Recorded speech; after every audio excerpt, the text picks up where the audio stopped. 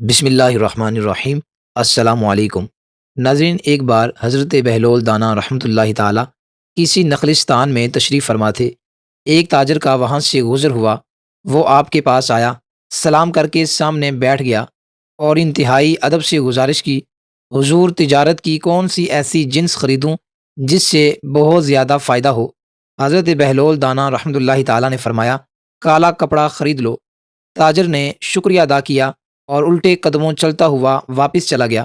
اس نے جا کر علاقے میں دستیاب تمام سیاہ کپڑا خرید لیا۔ کچھ ہی دنوں بعد شہر کا رئیس انتقال کر گیا۔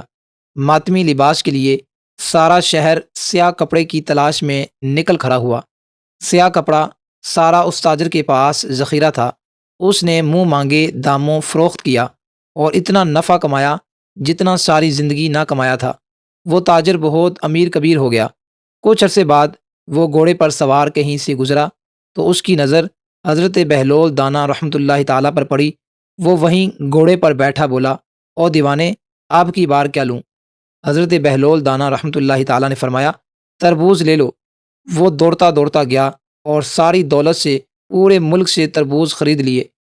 ایک ہی ہفتے میں سارے تربوز گل سڑ کر خراب ہو گئے اور وہ کوڑی کوڑی کو محتاج ہو گیا۔ اسی خستہ حالی میں گھومتے پھرتے اس کی ملاقات حضرت بہلول دانا رحمۃ اللہ تعالیٰ سے ہو گئی۔ اس نے کہا، یہ آپ نے میرے ساتھ کیا کیا؟ حضرت بہلول دانا رحمۃ اللہ تعالیٰ نے فرمایا، یہ میں نے نہیں، تیرے لہجوں اور لفظوں نے سب کیا ہے۔ جب تو نے ادب سے پوچھا تو مالا مال ہو گیا، اور جب گستاخی کی تو کنگال ہو گیا۔ ناظرین، انسان اپنی زبان کی وجہ سے جال میں پھنستے ہیں۔ ہمیشہ اپنے لہجے اور لفظوں کا استعمال سوچ سمجھ کر کریں۔ گفتگو میں نرمی اختیار کریں، کیونکہ لہجے کا اثر الفاظ سے زیادہ ہوتا ہے۔ ویڈیو اچھی لگی تو ویڈیو کو ضرور شیئر کیجیے گا۔